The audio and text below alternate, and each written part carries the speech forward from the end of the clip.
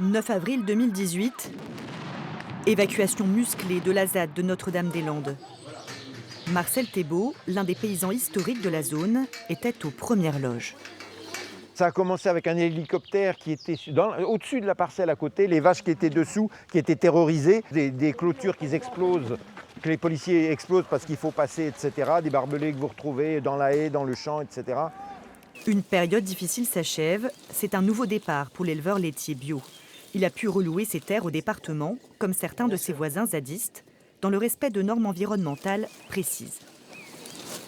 On a tout un ensemble qui se tient, qui est conduit sans aucun pesticide, par exemple, avec le maintien des haies. Normalement, on doit maintenir, voire développer la biodiversité qu'il y avait ici. De côtoyer cette expérience qui veut repenser le monde, en même temps qui est aussi une expérience d'agriculture paysanne, on trouve que c'est quand même une chance qu'on a eue dans notre vie, quoi.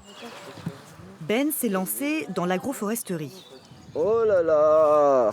Le principe, sur une même parcelle, divers arbres servent à nourrir divers animaux, selon un cycle vertueux. En 5 ans, selon lui, la ZAD s'est normalisée en apparence seulement. La ZAD a beaucoup perdu son côté subversif. Après, des gens de toute la France viennent se former sur des techniques agricoles alternatives.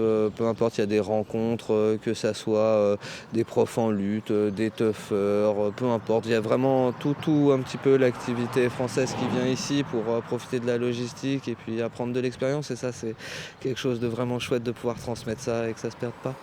La zone à défendre est devenue une zone à préserver.